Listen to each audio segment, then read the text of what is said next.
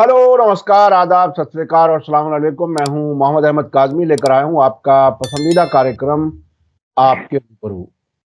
एक नारा है जिसको अक्सर लोग दोहराते हैं, एक से बढ़कर एक जलील, अमेरिका इजराइल। ये तकरीबन 2012 का नारा है और इसमें बहुत ही अच्छे तरीके से बताया गया है कि इनकी हकीकत क्या है। इजराइल की हकीकत जो अब तक सामने आ चुकी है, तकरीबन 2 लाख लोगों को वो खत्म कर चुका है, गाजा को तबाह कर चुका है, लेबनान में, पूरे लेबनान में बमबारी कर चुका है, सीरिया में जाकर के कब्जा किया है और वो दिल चाहता है उसका कि पूरा मिडिल ईस्ट उसके कंट्रोल में हो जाए। कहा यह जा रहा है कि अब ट्रंप जब आए हैं, शुरू में तो ये कहा जा रहा था कि ट्रंप अमन बहाली के लिए अपने आप को शायद मशहूर करना चाहते हैं, नोबेल प्राइज लेने की तैयारी कर रहे हैं, लेकिन उन्होंने भी गाजा के सिलसिले में कह दिया कि गाजा को बिल्कुल साफ किया जाए और इजिप्ट और जॉर्डन को, फिलिस्तीनियों को ले लेना चाहिए। उनका ये हुक्म है, एक तरह से उनका दिल ये चाहता है कि जैसे वो कह रहे हैं दुनिया उसी तरह से चले। लेकिन क्या ऐसा होगा? क्या रेजिस्टेंस फोर्सेस ऐसे आराम से बैठ जाएंगी? क्या जिस तरह से फिलिस्तीनी साउथ से नॉर्थ गाजा की तरफ कल चले हैं, जिस तरह से लेबनान के लोग साउथ लेबनान की तरफ दौड़ पड़े हैं अपनी सीज फायर का टाइम खत्म होते ही, क्या उनको खामोश किया जा सकता है? क्या वाकई उनको जमीन से खत्म कर दिया जा सकता है? ये सारे सवालात हैं जिन पर हमारी आज बात हो रही है खास मेहमान फिरोज मीठी बोरवाला साहब से, जो मुंबई में रहते हैं, गांधीवादी विचारधारा के लिए जाने जाते हैं और इंडो पैलेस्टाइन सॉलिडरिटी फोरम के फाउंडर जनरल सेक्रेटरी हैं। जब से ये जंग शुरू हुई है पिछले तकरीबन 15-16 महीने में, दुनिया के मुख्तलिफ मुल्कों में फिलिस्तीन के सिलसिले में जो कॉन्फ्रेंसें हुई हैं उसमें आपने शिरकत की है, चाहे वो मॉस्को हो, कराकास हो या इस्तांबुल या तेहरान, इन सभी जगहों पर आप जाते रहे हैं। इस पूरे मूवमेंट को एक तरह से नब्ज को जानने वाला आदमी है फिरोज मीठी बोरवाला साहब। और 2011-12 में convoy to Gaza, global march to Jerusalem, उसमें भी शरीक रहे हैं, तो बहुत नजदीक से हालात को जानते हैं। क्या कुछ है? क्या वाकई ट्रंप जो खास देख रहे हैं वाशिंगटन में बैठ करके ऐसा वो करेंगे? जिस तरह से उन्होंने सऊदी अरब से कहा है कि $1 ट्रिलियन का सौदा होना चाहिए, यानी वो बिल्कुल कारोबारी की तरह से भी बात कर रहे हैं और साथ साथ इजराइल को भी और मजबूत करना चाहते हैं। फिरोज साहब, वेलकम है आपका। मीडिया स्टार वर्ल्ड को आप वक्त दे देते हैं, उसके लिए बहुत बहुत शुक्रिया। आप बताइए कि ये जो मैंने शुरू में 2 लाइनें एक नारे के तरीके से है, क्या आप उससे मुत्तफिक हैं? क्या कुछ है, क्या हालात है? ट्रंप ने क्या कुछ जाहिर कर दिया पहले ही हफ्ते में? नहीं, आपने सही कहा। और मेरा तो मानना था ही कि ट्रंप आने के बाद अमेरिका और वीक होगा, क्योंकि ट्रंप एक आइसोलेशनिस्ट पॉलिसी की तरफ जा रहे हैं और वो दुनिया को टैरिफ वॉर से चलाना चाहते हैं कि जो मेरे साथ नहीं, मैं 25% बढ़ा दूंगा, 50% बढ़ा दूंगा, सैंक्शन डाल दूंगा। ये सब जो बाइडेन भी कर रहा था, मगर उससे आगे बढ़कर ट्रंप ये सब कर रहा है। एक तो अच्छा हो गया कि ट्रंप की छवि एक आध हफ्ते के अंदर ही खत्म हो गई। ये जो डील मेकर और पीस मेकर और ये जो सब चीजें थी, ओके, ये सब चीजें एक हफ्ते के अंदर एक्सपोज हो गई। और उसमें आई थिंक सबसे इंपॉर्टेंट बात जो जहां से आपने शुरुआत की, कि उन्होंने कहा कि क्लीन आउट गाजा, गाजा का सफाया करो, पूरे पॉपुलेशन का ट्रांसफर कर दो इजिप्ट और जॉर्डन में, और उसके बाद ये रियल एस्टेट प्रॉपर्टी को डेवलप हम लोग करेंगे। जैरेड कुशनर उसका जो सन इन लॉ है, जो कट्टर यहूदी है, मैं तो मानता हूँ कि जैरेड कुशनर ही उसका हैंडलर है। मोसाद के हैंडलर्स होते हैं, हर एक पॉलिटिकल लीडर के पीछे किसी ना किसी को लगा देते हैं जो उसको हैंडल करता है। तो क्या जैरेड कुशनर इसका हैंडल है, जैसे ब्लिंकिन को बाइडेन का हैंडलर बोला जाता था? ओके, तो पॉइंट इज के जो विरोध उसको हुआ है सब जगह से, सऊदी ने भी बोल दिया कि बातचीत की बात, इब्राहिम अकॉर्ड ठीक है, पहले पैलेस्टीन स्टेट की बनने की बात कीजिए, उसका सॉल्यूशन लाइए, तब आगे की बात होगी। ये बात सही है कि ट्रंप ने एक हफ्ते के अंदर ही अपने आप को एक्सपोज कर दिया है। सो कॉल्ड डील मेकर और पीस मेकर और नोबेल प्राइज के ख्वाब देखने वाला, उसने ये जो बयान दे दिया है कि Gaza must be cleaned out, ये जेनोसाइडल बयान है, ये वॉर क्राइम्स वाला मामला है। क्योंकि जो वॉर क्राइम्स होते हैं उसका एक है जेनोसाइडल इंटेंट। आपने किया नहीं है, मगर आपने जो बोला कि मैं इनका खात्मा करूंगा, तो ये तो बोला कि जो 1.5 मिलियन 2.3 मिलियन की आबादी है, 20 लाख लोग है, 23 लाख लोग है, पता नहीं 3 लाख मर गए, कितने मर गए, मगर जो 20 लाख की आबादी है, पूरी की पूरी वो आबादी को आप ट्रांसफर कर दीजिए इनटू इजिप्ट एंड जॉर्डन। ये उसका बोलना है, ये वॉर क्राइम्स है, उस पे ये साउथ अफ्रीका चाहे तो और एक केस अभी ट्रम्प पे भी बन सकता है, जो ऑलरेडी बाइडेन और ये लोग पे भी, अमेरिका पे भी केस साउथ अफ्रीका कर रहा है, मगर आते ही ट्रम्प ने भी वो काम कर दिया है। दूसरा जो ट्रम्प ने काम किया है कि आखिरी में जाते जाते बाइडेन ने वो 2000 पाउंड वाले जो बम है उसको वो लोग ने इसराइल को देने से मना किया था, जाते जाते, वो भी कुछ ज्यादा मतलब नहीं था।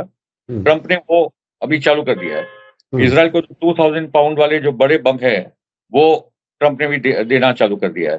तो वो कौन से सीज फायर वगैरह की बात कर रहा है। दूसरी बात है कि ये क्लियर है कि ये जो सीज फायर हुआ है अभी गाजा वाला, उसमें ये केवल प्रिजनर एक्सचेंज वाली बात हो रही है। मेरे ले लो, मैं तुम्हें मेरे दे देता हूँ। ये 42 डेज के बाद वापस नेतन्याहू अपनी जंग चालू करेगा। वैसे जंग अभी भी बनी है, वेस्ट बैंक में तो जंग चालू है, जेनिन में पूरा चालू है, बेथलेहम के पास एक छोटा गांव है, वहां तो एक उनका फतवा ही आ गया है इजरायलियों का, ये पूरा गांव खाली करो, हम ये गांव को डेमोलिश करने वाले। तो पूरे वेस्ट बैंक की, जेरूसलम, ये सब जगह ये वॉर अभी भी पैलेस्टाइन में जारी है। लेबनान में जो सीज फायर की बात हुई थी, 2 महीने की बात हुई थी, और हिजबुल्लाह ने बोल ही दिया था कि अगर एक दिन 1 घंटा भी एक्सटेंड होगा तो हम हमारी कार्रवाई चालू करेंगे। और ये लेबनान के लोगों की हिम्मत देखिए कि अभी भी इसराइल वहां बैठा है, सीज फायर का टाइम खत्म हो चुका है, मगर वो अपने गांव गांव भाग रहे, अपने घर में जा रहे इसराइल के प्रेजेंस के बावजूद। और ये लोग देख रहे कि फिलिस्तीन के लोग जो काफिले जा रहे हैं, एक मतलब वो बिब्लिकल पूरी सीन दिख रहा है कि मतलब जो यहूदी इजिप्ट से निकले थे और यहाँ आए थे, वैसे यहाँ दिख रहा है कि वही पैलेस्टीनियन आज अपने अपने गांव गांव जा रहे हैं। और जो मूसा नबी ने बोला था लेट माई पीपल गो, आज उनको बोलना पड़ेगा let my people come back, let my people come back to the houses, उनको अपने अपने घर वापस पहुंचे दो। ठीक है, तो वो दोनों जगह से चल रहा है कि यहाँ साउथ से नॉर्थ की तरफ गाजा में लोग लाखों के पैमाने पे चलते जा रहे हैं। और हिम्मत की बात है, एक तो पहुंची, उसने अपना घर को हिफाजत देखा, वो तो रो पड़ी कि मेरा घर कैसे बच गया, क्योंकि नॉर्थ गाजा में तो पूरा उन्होंने वैसे खत्म ही कर दिया है। और तो साउथ लेबनान के जो लोग आ रहे हैं वो भी कमाल की बात है कि वहाँ टैंक्स है, और कल 22 लोग मारे गए, कल आप बता रहे कि आज तो 2 लोग मारे गए। तो ये पूरा सिलसिला दिख रहा है। ये हिम्मत की बात है कि लोग खुद अभी रेजिस्ट करके आगे बढ़ते जा रहे हैं। मगर इसमें ट्रम्प बैटली एक्सपोज हो चुका है। इजराइल का तो अभी कुछ मतलब ही नहीं रहा दुनिया में, मतलब वो एकदम एक वॉर क्रिमिनल वाला स्टेट है। ये पूरा ये गाजा वॉर ने एक्चुअली इजराइल के लिए जो भी सहानुभूति वेस्टर्न वर्ल्ड में भी थी वो भी खत्म हो चुकी है। ग्लोबल साउथ को तो पता ही था कि ये किस किस्म की एक देश है। अफ्रीका और साउथ अमेरिका तो भुगत चुके हैं कि ये सब डिक्टेटर्स को सपोर्ट करना है, और इजराइल के वॉर क्राइम्स तो वहां भी पहले से। मगर एक हफ्ते के अंदर ट्रम्प एक्सपोज हो गया, ये भी बहुत इंपॉर्टेंट बात है। और इंटरनल कॉन्ट्रडिक्शन बढ़ रहे हैं अमेरिका के अंदर। ये इमिग्रेशन के नाम पे, इलीगल माइग्रेंट्स के नाम पे जो ट्रम्प ने 11.1 मिलियन अमेरिकन माइग्रेंट्स को जो टारगेट किया है, अरे यही आपके खेतों में काम करते हैं, यही आपके रस्तों को संभालते हैं, सफाई करते हैं, डिश वॉश करते हैं। ये माइग्रेंट्स आपके इकोनॉमी को बढ़ाते हैं। ये लोग निकल जाएंगे तो आपके पास आपकी इकोनॉमी ठप हो जाएगी। ओके, मगर ये भी समझ लीजिए कि ओबामा और बाइडेन ने ट्रम्प से ज्यादा लोगों को निकाला है। ये जो डेमोक्रेट चिल्ला रहे हैं, ओबामा के दौरान और बाइडेन के 4 साल के दौरान उन्होंने ट्रम्प का जो 16 से 20 वाला टर्म था, उससे ज्यादा तो बाइडेन और ओबामा ने लोगों को निकाला है। तो ये डेमोक्रेट लिबरल ड्रामा भी नहीं चलेगा। ओके, तो और आप दूसरा देखेंगे कि जो ट्रम्प ने टैरिफ का धमकी दी है कोलंबिया को, इससे तो वो प्रेसिडेंट ने बोला कि हम नहीं करेंगे, मगर ट्रम्प ने बोला कि 25% टैरिफ में बढ़ा रहा हूं, और अगर आपने अगले 1 आध वीक में नहीं माना तो मैं इसको 50% करूंगा। अभी कोलंबिया का प्रॉब्लम ये है, लेफ्टिस्ट सरकार है वहाँ, पेट्रो की, गुस्ताव पेट्रो, मगर 27% एक्सपोर्ट्स कोलंबिया के यूएस जाते हैं। और अगर उस पर टैरिफ इतना 25% आ गया तो कोलंबिया की इकोनॉमी ठप हो जाएगी। तो अभी कोलंबिया ने माना जरूर है, मगर मेरा मानना है कि जितने लोग को ट्रम्प निकालेगा इतने लोग वापस अंदर आने वाले, क्योंकि वो बॉर्डर का तो मामला चलते रहेगा। ये कोई सोल्यूशन नहीं है। अमेरिका ने साउथ अमेरिकन इकोनॉमीज को बर्बाद किया है, इसलिए वहां गरीबी के कारण लोग आ रहे हैं for a better life in the US. Okay, जब तक उसका वो साम्राज्यवादी कंट्रोल, जैसे उसने बोला कि मैं पनामा कनाल ले लूंगा, अरे भाई क्या है ये सब मामला, ठीक है। ग्रीनलैंड को डेनमार्क को धमकी दी थी, डेनमार्क ने अपनी आर्मी वहां भेजी है, तो ट्रंप ने बोला तुम्हारे पास कोई आर्मी है क्या? तो ये ट्रंप क्योंकि अभी रशिया के साथ भी सेटल करने की बात कर रहा है, तो यूरोप और अमेरिका के बीच में भी खाई बढ़ने वाली है, चाहे वो डेनमार्क का मुद्दा हो या यूक्रेन का मुद्दा हो। वो तो ट्रंप तो ऐसे ही बोला कि भाई हम ही हैं दुनिया में, तुम लोग का कोई गिनती क्या है। तो उससे एक फायदा होने वाला है कि ब्रिक्स में और देश जुड़ने वाले हैं।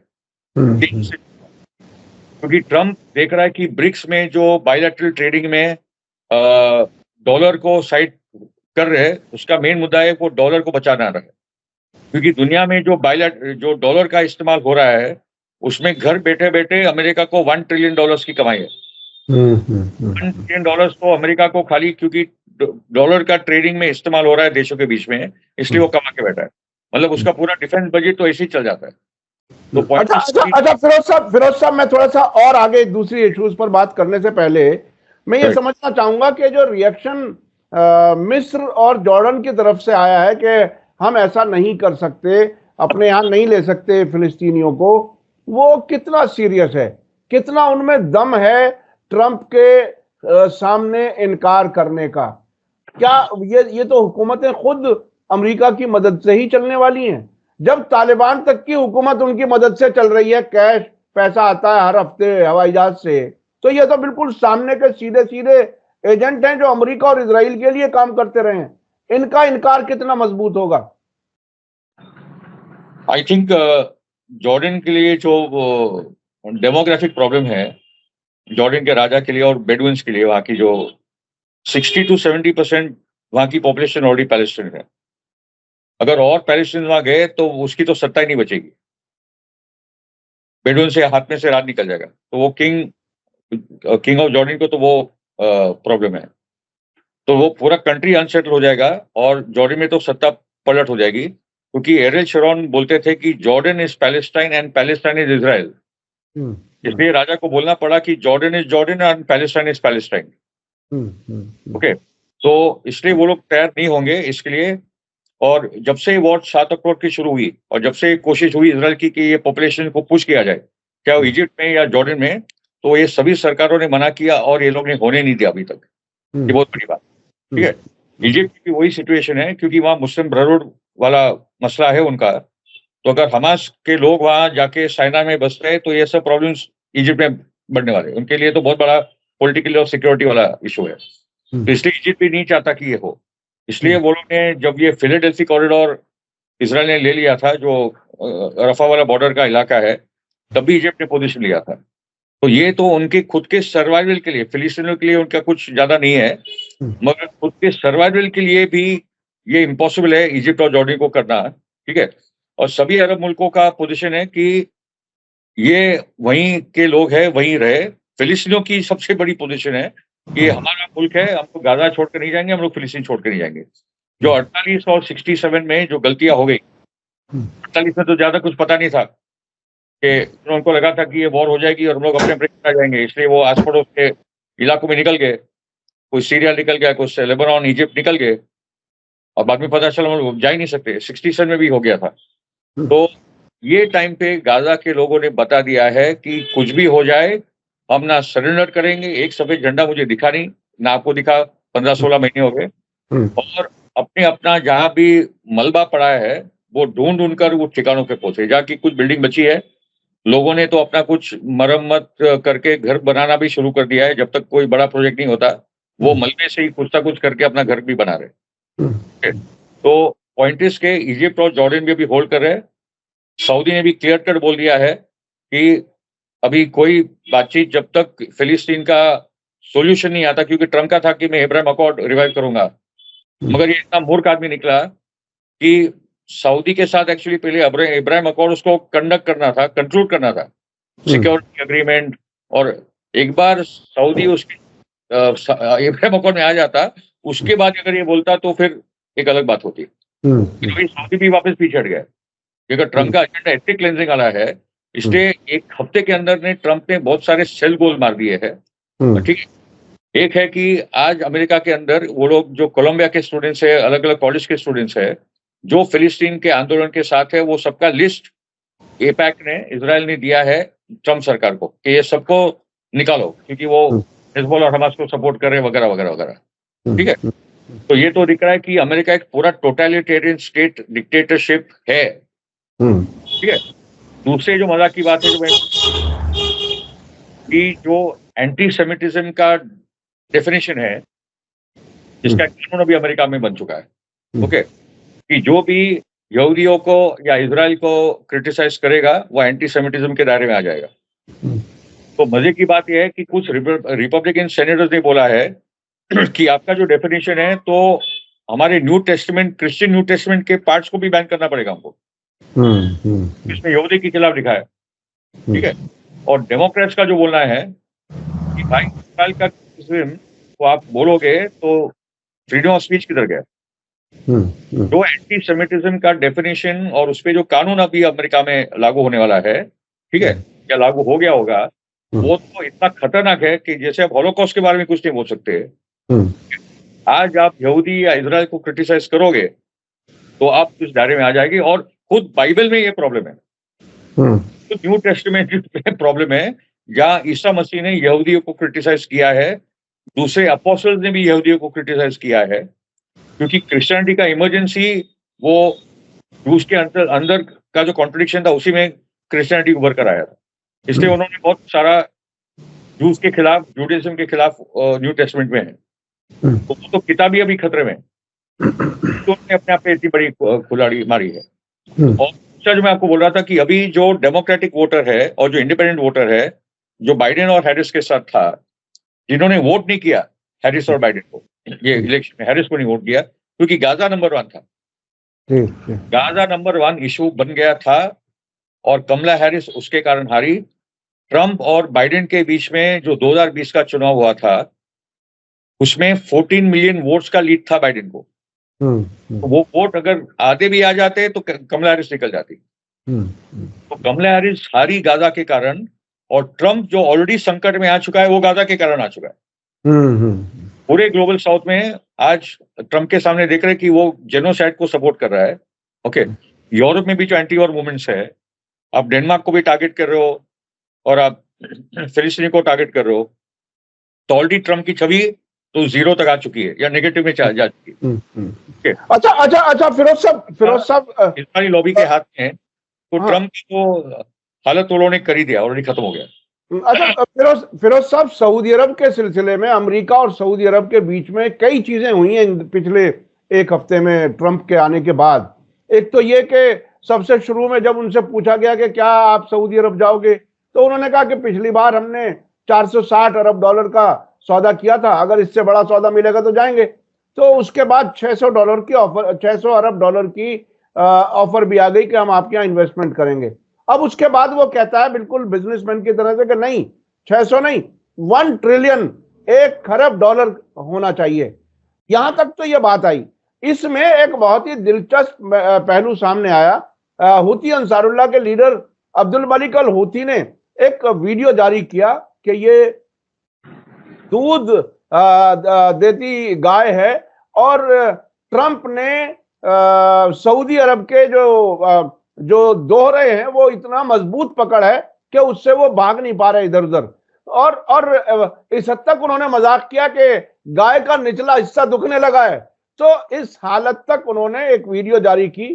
तो इस हालत में और एक और बयान आया अमेरिका के एक जिम्मेदार का कि जो नॉर्मलाइजेशन के सिलसिले में हमारी बात हो रही है अमेरिका, इजराइल और सऊदी अरब के बीच, तो फिलिस्तीन अलग बनाने का कोई वादा नहीं किया गया है। यानी एक तरह से सऊदी अरब को और एक्सपोज किया जा रहा है, अगर वो झूठ भी बोले तो वो बोल ना सके। इन दोनों खबरों के क्या मानिए होते, किस तरह से अमेरिका क्या मुकम्मल गुलामी ऐलान शुदा चाहता है कि वो बिल्कुल हाथ ऊपर खड़े कर दे और जैसे आप चाहो वैसे ही हम करेंगे, या अपने घर में थोड़ी बहुत कोई इज्जत जो बची हुई थी वो बाकी रखेंगे, तभी वहां वो हुकूमत कर पाएंगे। पॉइंट इज, अगर सऊदी ने ऐसा कुछ किया तो सऊदी का जो वजूद है मुस्लिम वर्ल्ड और पूरी दुनिया में वो खत्म हो जाएगा। वो एक छोटा मोटा कोई मोनार्की करके रह जाएगा। तो सऊदी के सामने ऑप्शन है कि आज आप खड़े हो जाओ फिलिस्तीनियों के साथ और जो मुल्क खड़े हैं अमेरिका के सामने, इजराइल के सामने, उन सबके साथ आप खड़े हो जाओ या उनके साथ डील करके आप बैठ जाइए। डील करके बैठ गए तो सऊदी खत्म। और उसका कोई असर मैं मानता हूँ कि एक्स ऑफ रेजिस्टेंस पे नहीं होगा, खुद सऊदी मुस्लिम वर्ल्ड में असर हो जाएगा। और उसके साथ कुछ जो चंद मुल्क है, यूएई वगैरह वगैरह, जो ऑलरेडी उनके दायरे में है। मगर एक्सेस ऑफ रेजिस्टेंस की ताकत और बढ़ेगी अगर सऊदी ने ऐसा कुछ किया, तो Saudi will be out of the game. Okay, फिर वो इजराइल के साथ उसका जो भी डीलिंग चलता रहे। तो पॉइंट इज के I am not to worried about that factor, क्योंकि आज ना ट्रम्प की औकात है ना सऊदी की औकात है कि फिलिस्तीन का क्या होगा, ये पूरे इलाके का क्या होगा। ये वहां के लोग तय करेंगे, वहां की एक्सेस ऑफ रेजिस्टेंस तय करेगी कि मिडिल ईस्ट वेस्ट एशिया का क्या फाइनल परिणाम, क्या रिजल्ट आना है। इसलिए बोलता रहा कि this is the last war of liberation of this region. ये वेस्ट एशिया की लास्ट वॉर ऑफ लिबरेशन लड़ी जा रही है और नेतन्याहू ये बात जानता है, इसलिए वो परपेचुअल स्टेट ऑफ वॉर में निरंतर संघर्ष, निरंतर वॉर जब तक ग्रेटर इजराइल प्रोजेक्ट ना बने, या निरंतर वॉर जब तक ये पूरा इलाका लिबरेट ना हो जाए। ये दो लड़ाई चल रही है। उसमें मैं मानता हूं कि जो पूरा बैलेंस ऑफ पावर है वो एक्सेस ऑफ रेजिस्टेंस के फेवर में। गाजा ने तो बता दिया कि 15-16 महीने के बाद इजराइल कुछ नहीं कर पाए, लोगों को मारने के अलावा, अस्पताल स्कूलों को खत्म करने के अलावा। आप हमास को खत्म ही नहीं कर पाए। आपके पास दुनिया भर की टेक्नोलॉजी है, आपने पेजर बॉम्ब भी कर दिए, मगर वो जो इजरायली जो कैद में थे हमास के और इस्लामी जिहाद के, आप उसको ढूंढ ही नहीं पाए। रिया तो दूर की बात, उनके पास टेक्नोलॉजी नहीं है छोटी गाजा जैसे जगह में उनको ढूंढने की। तो गाजा वॉर में तो पूरा का पूरा फेलियर है इजराइल का। ओके, हमास जो है कि अगर केरला आर्मी वॉर के एंड में खड़ी रही तो वो जीत गई। खुद इजराइल मीडिया में लगातार आ रहा है कि हम लोग टोटल फेल हो गए उसके सामने। बोलने वाले बोलेंगे हम लोगों ने इस्माइल हानी को मारा, शेख हसन नस्लो को मारा, मगर उससे कुछ होता नहीं है। लीडर के लीडर, इनफैक्ट याया सिनवर का छोटा भाई जो है वो हमास को संभाल रहा है। उनके पास, उनको पता नहीं है याया सिनवर का छोटा भाई कौन। तो और हमास के जो फाइटर बाहर आए, हम देख रहे हैं कि सब बहुत तंदुरुस्त है, कॉन्फिडेंट है। इजराइल प्रेजेंट है, मगर वहीं प्रिजनर एक्सचेंज वगैरह हो रहा है, लोग उनके साथ है।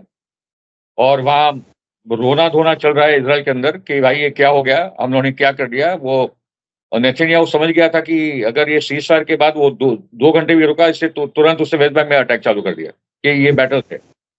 आपने मुझे बताया कि गाजा ने भी कहा है वेस्ट बैंक को भी अभी आपका मौका है, अभी आपका टाइम है, आपको भी प्रूव करना पड़ेगा।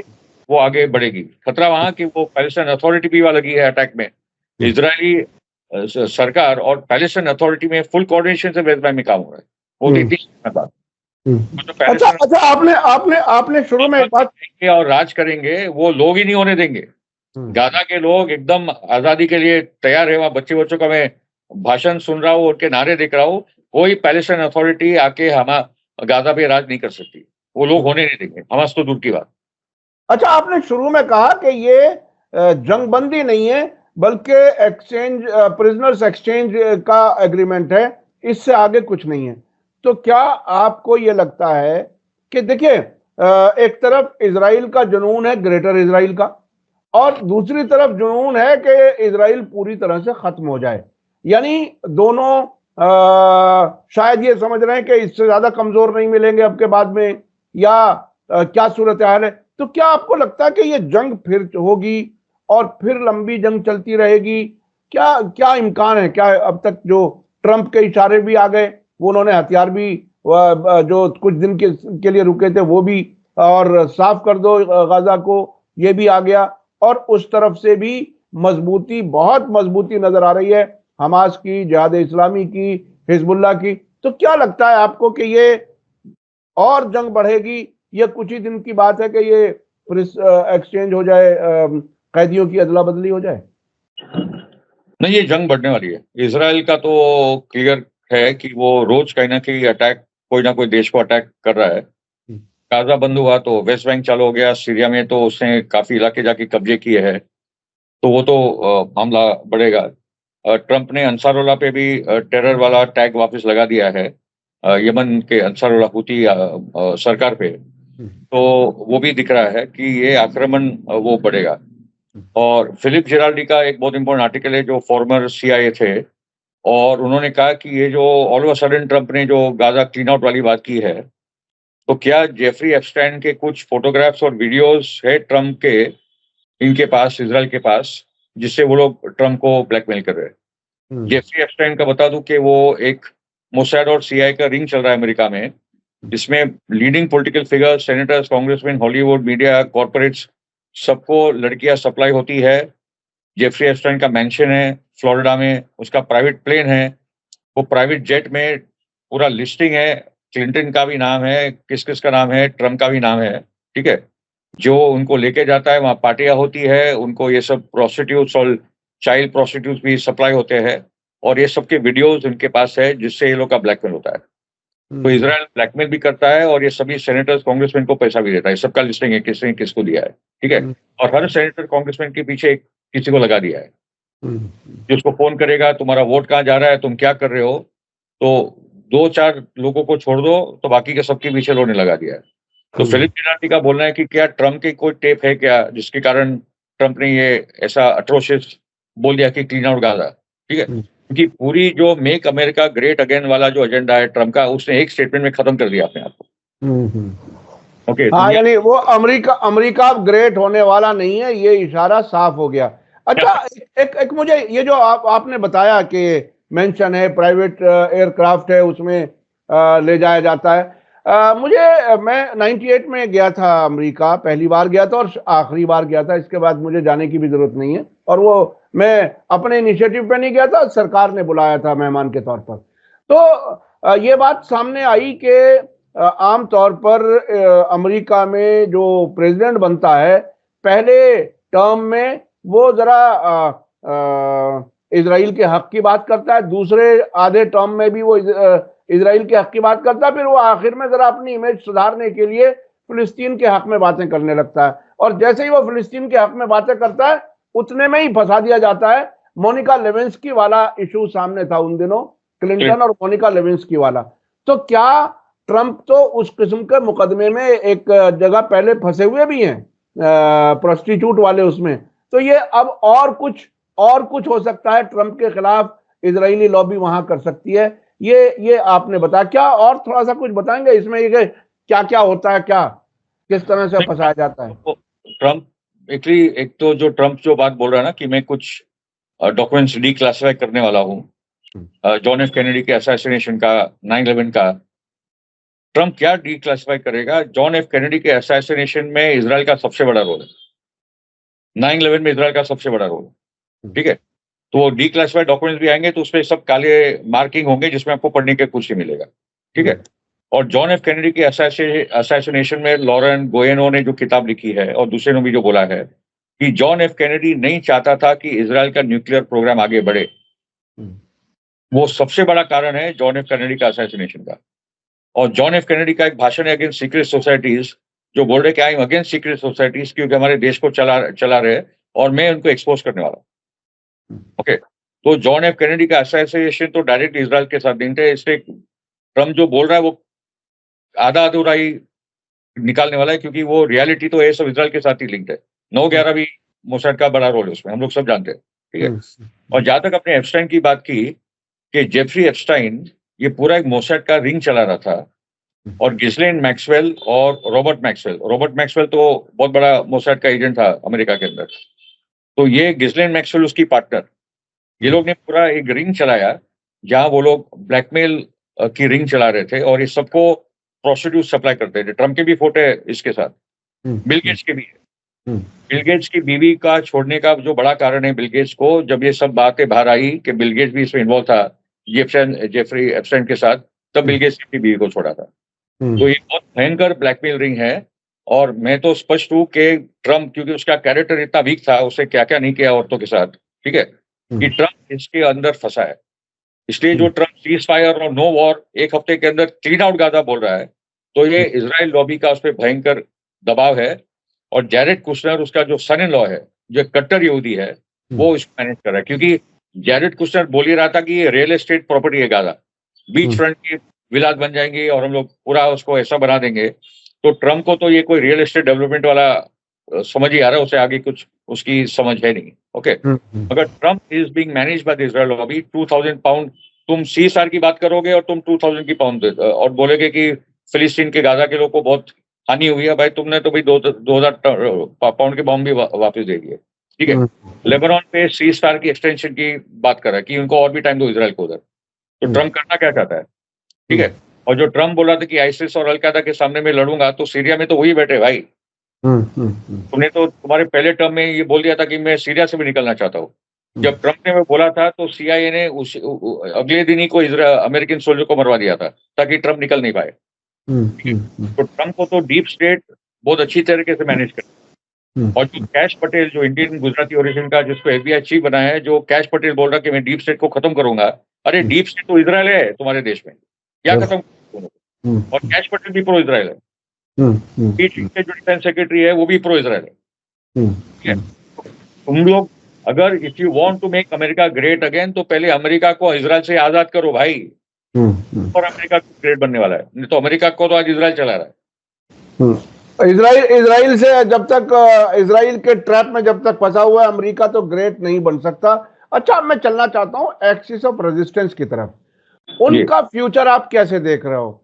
ईरान, उसके अलावा हिजबुल्लाह, जिहाद इस्लामी, हमास, हूथी अंसारुल्लाह ने कहा है कि गाजा में अगर सीज फायर वायलेशन हुआ तो हम फिर से हमले शुरू करेंगे। तो ये इस तरफ से भी एक ट्रैप तो है ना इजराइल के खिलाफ। ये कितना फिर से इफेक्टिव हो पाएगा, या क्या लगता है आने वाले वक्त में? तो ये लोग ने एक्सेस रेजिस्टेंस ने अपने आप को प्रूव तो कर दिया है कि वो लोग डटकर खड़े हुए। फिलिस्तीनी रेजिस्टेंस का तो उससे आगे क्या बोले कि वो लोगों ने क्या क्या नहीं झेला, उनकी आवाम ने क्या क्या नहीं झेला है फिलिस्तीनी, और वो लोग आज डटकर खड़े हुए। दुनिया के सामने ऐसी कोई मिसाल नहीं इस किस्म के हॉलोकॉस्ट की। ये ऑश्विट्ज और न्यूरेमबर्ग और ये सबसे ये सब हुआ था वर्ल्ड वॉर 2 के दौरान, उससे ज्यादा ये बढ़कर गाजा में हुआ है। जहां तक हेजबोला है, हेजबोला को बहुत नुकसान पहुंचाने की कोशिश हुई है, मगर हेजबोला में मानता हूं कि रिबिल्ड हो चुका है। उनकी लीडरशिप बहुत स्ट्रांग है, उनके सोल्जर्स बहुत स्ट्रांग है, बहुत कमिटेड है, और Hezbollah will has rebuilt itself. Iraq का जो मामला है कि अमेरिका का दबाव है क्योंकि हस्टल शाबी पे, तो वो देखना है कि वो कैसे डील होता है। वो तो एक्सिस के अंदर तो ये बात चल रही होगी। ईरान स्ट्रांगली खड़ा है, और एक इंपॉर्टेंट बात उसमें जोड़ना कि ट्रम्प ने जो एक टीम खड़ी की है ईरान के साथ बातचीत करने के लिए, वो मॉडरेट टीम है, वो मॉडरेट्स की टीम है। ठीक है, जो नहीं चाहता कि अमेरिका और ईरान का कोई वॉर हो, और वो लोग चाहते हैं कि अमेरिका और ईरान का न्यूक्लियर डील पे समझौता हो। तो उस किस्म की टीम, जॉन बोल्टन जो एकदम एंटी ईरान लोग थे, सबको भगा दिया है, उनका सिक्योरिटी भी हटा दी है। तो ट्रम्प के साथ कुछ दूसरी भी लॉबी है। मैंने कहा था ना कि ट्रम्प सरकार के अंदर प्रो और एंटी इजराइल लॉबी की बड़ी संघर्ष होने वाली है। बहुत सारे उसके सपोर्टर्स जो उसके करीब है वो एंटी इजराइल लाइन ले रहे हैं कि ये इजराइल लॉबी को खत्म करो, हम लोग को मूर्ख बना दिया है लोगों ने। जेफरी सैक्स बोलो, टकर कार्लसन तो बहुत बड़ा पत्रकार है, नंबर 1 कंजर्वेटिव पत्रकार है टकर कार्लसन, जिसको फॉक्स न्यूज से हटाया गया था। उसने अपना खुद का चैनल चालू किया है, उसने तो जाके पुतिन का भी इंटरव्यू किया था। तो Tucker Carlson is very influential, Kaden Sovit is influential, Jeffrey सैक्स है, दूसरे भी लोग हैं उसके इर्द गिर्द जो एंटी इजराइल लाइन वाले लोग हैं। तो ये लड़ाई अभी चल रही है ट्रम्प के व्हाइट हाउस में कि प्रो इजराइल लॉबी और एंटी इजराइल लॉबी ये कैसे अभी डील करेंगे। इसका भी परिणाम बहुत इंपॉर्टेंट होगा अमेरिकन पॉलिटिक्स पे। तो ये तो भी लड़ाई की शुरुआत हुई है, क्योंकि मैं मेक अमेरिका ग्रेट अगेन है ट्रम्प के सपोर्टर, मैं देख रहा हूँ कि ज्यादा करके लोग तो एंटी इजराइल है कि भाई यहूदी लॉबी का बहुत कंट्रोल हो गया, उन्होंने क्रिश्चियनिटी को टारगेट किया है, ईसा मसीह को टारगेट किया है। ये बड़ा खतरा है ईसाई धर्म को, अमेरिका को, जो अमेरिका बेसिक एक क्रिश्चियन कंट्री उनका बोलना है, तो वो हमको वापस लेना है और ये यहूदी लॉबी को काउंटर करना है। तो ये लड़ाई अमेरिकन सरकार के अंदर खुद चल रही।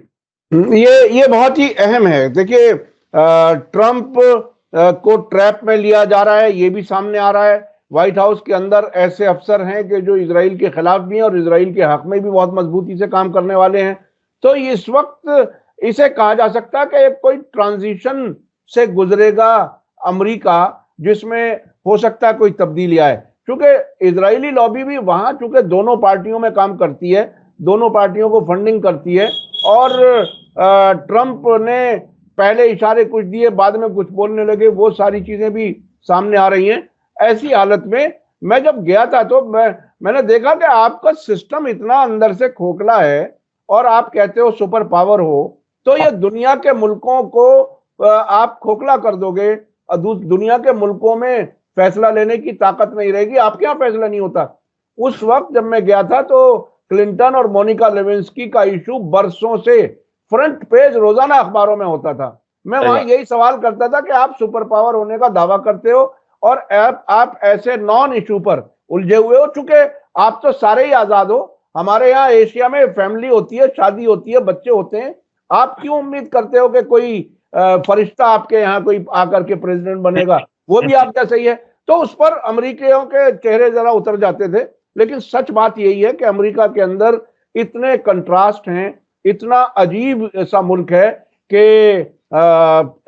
एक जमाना था, ये कहा जाता था कि इजराइल, अमेरिका जो है वो इजराइल को सपोर्ट करता है, लेकिन एक नजरिया ये भी है कि इजराइल अमेरिका को चलाता है, क्योंकि पॉलिटिशियंस पर इन्फ्लुएंस करता है। बहुत बहुत शुक्रिया फिरोज मीठी बोरवाला साहब। कोई खास पहलू अगर रह गया हो तो आप कुछ बताना चाहते हो तो? इतना ही बता दूं कि अभी अमेरिका के अंदर एक जो सोशल अलायंस है, उसमें जो इमिग्रेंट मूवमेंट है, जो प्रो पैलेस्टाइन पोजीशन ज्यादा से ज्यादा लेगा, ब्लैक लाइव्स मैटर मूवमेंट है, फेमिनिस्ट मूवमेंट है जो अबॉर्शन के राइट्स पे ट्रम्प के खिलाफ खड़ा है, जो एंटी वॉर मूवमेंट है और जो प्रो पैलेस्टाइन सॉलिडेरिटी मूवमेंट्स है, और वो डेमोक्रेटिक पार्टी का वो मेंबर जो पहले इतना शायद नहीं निकलता होगा क्योंकि कमला हैरिस और बाइडेन का मुद्दा था, तो ये बहुत बड़ा अलायंस अभी सड़कों पे आएगा पैलेस्टाइन के लिए, और ये ट्रम्प को बड़ा संदेशा पहुंचने वाला है, और जो एंटी इजराइल लॉबी वो और मजबूत होने वाली है। ओके, तो इसी दौरान हम लोग, आई थिंक आपने सही कही कि ट्रांजिशन पीरियड है ट्रम्प के लिए भी, अभी कौन सी लॉबी कितनी हावी होती है वो देखना है, मगर अभी पहली बार देख रहे हैं कि इजराइल लॉबी को चैलेंज अभी अंदर से होगा, खुलकर बातें हो रही। जूइश लॉबी का प्रभाव इतना बढ़ गया कि हमारे देश को चला रहे, जूइश लॉबी को निकालो, ये सब होगा। तो ये लड़ाई अपनी मजबूती से आगे बढ़ेगी। एक्सेस ऑफ रेजिस्टेंस दुनिया के पावर बैलेंस को बदल रहा है। जो जो देशों पे ट्रम्प हमला करेगा वो सब ब्रिक्स में भागते आने वाले हैं, सब बायलैटरल ट्रेडिंग में डॉलर को आउट करेंगे। अरे सबसे पहले तो यूरोप डिसइंटीग्रेट होने वाला है। यूरोप ये जो नेटो में खर्चा नहीं देंगे, उसी में ये लोग भाग जाएंगे। और अभी भी कई ईस्ट यूरोप के मुल्कों में प्रो पुतिन बाकायदा हुकूमतें बन रही हैं, यानी प्रो रशिया। तो ये तब्दीलियां तो बड़ी आएंगी ऐसा लगता है। देखिए, एक जमाना था जब लोग लंदन जाते थे अच्छी जिंदगी गुजारने के लिए। यूक्रेन जंग के शुरू होने के बाद ऐसे सर्वे आए कि लोगों ने पैसे की कमी की वजह से मजबूरियों में एक वक्त का खाना स्किप करना शुरू कर दिया। तो आधी भुखमरी तो वहां शुरू हो ही गई। तो वो वहां जब ऐसे हालात होंगे तो जाहिर है अमेरिका से फिर वो क्या मोहब्बत रह जाएगी, वो क्यों जुड़े रहेंगे। ऐसे हालात बहुत ही खतरनाक फेज में है। यूरोप भी समझ गया कि भाई अमेरिका के मामले में हम लोग ने बहुत खोया है। जर्मनी जो एक लीडिंग इंडस्ट्रियल पावर था, जर्मनी को सबसे ज्यादा नुकसान हुआ है ये यूक्रेन वाले वॉर में, क्योंकि जर्मनी को जो तेल और गैस बहुत सस्ते में मिलता था, ओके, वो रशिया से बंद हो गया, क्योंकि यूक्रेन वॉर का एक एजेंडा था कि रशिया और जर्मनी को अलग करो। रशिया और जर्मनी एक हो गए तो यूरोप और एशिया एक हो जाएंगे, अमेरिका आउट हो जाएगा। तो वो भी एक वॉर का एक एजेंडा था। मगर आज ये क्लियर हो गया कि रशिया जीत चुका है, यूक्रेन हार चुका है, अमेरिका नेटो हार चुका है। तो ये जो पूरा प्रॉब्लम यूरोप में आने वाला है, तो वहां भी बहुत सारी चीजें रीअरेंज होने वाली है। तो एक्सेस ऑफ रेजिस्टेंस उनको यहाँ काउंटर कर रहा है, वहां रशिया ने उनको काउंटर किया। एक ही मसला है सीरिया वाला देखते हैं कि how it all plays out, क्योंकि बहुत भयंकर सिचुएशन है सीरिया में। अलवीज को बहुत गाली दी जा रही है, मगर अभी मुझे पता चला कि अलवीज कोई इकोनॉमिक सेंटर नहीं थे। मैं तो पहले ही बोलता था कि वहां का सुन्नी अवाम, सुन्नी बिजनेसमैन ही फाइनेंशियल पावर थे सीरिया में। इनफैक्ट असद का ये थोड़ा गिल्ट कॉम्प्लेक्स था कि मैं भी अलवी वो भी अलवी, तो बहुत सारे फायदे तो अलवी को पहुंचे नहीं। अलवीज को ये था कि सीरियन आर्मी हमको प्रोटेक्ट करेगी, तो अलवीज के पास मिलिशिया भी नहीं है। इसलिए ये लोग अलवी के घरों में घुस रहे, उनको मार रहे, पीट रहे, किडनैप हो रहा है, मर्डर हो रहा है, क्या क्या नहीं हो रहा है। ओके, तो सीरिया की जो सिचुएशन है वो गंभीर है। वो किस प्रकार से एक्सेस उनको मदद करती है और क्या क्या टर्की और ईरान के बीच बातचीत हो रही है, ये सबको लेकर ये भी जरा देखना है। मगर all in all axis of resistance is very strong. Iran बहुत ही मजबूत है। ट्रंप ईरान से बात करेगा, न्यूक्लियर डील होगी, वो भी देखता है, उसकी संभावना है। इजराइल पूरा उसको काउंटर करने की कोशिश करेगा।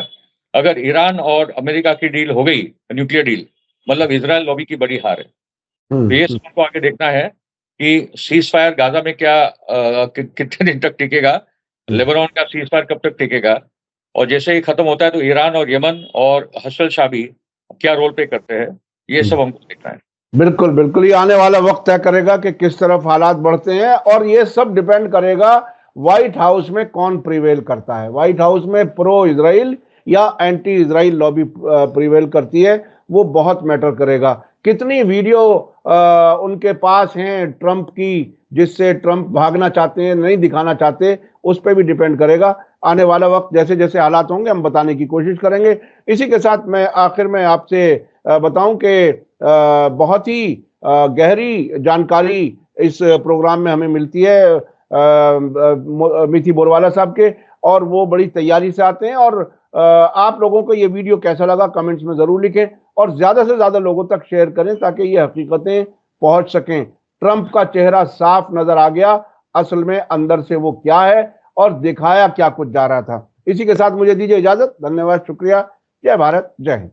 मीडिया स्टार वर्ल्ड के और वीडियो देखने के लिए हमारे चैनल को सब्सक्राइब करें और सीधे नोटिफिकेशन पाने के लिए बेल आइकन दबाएं।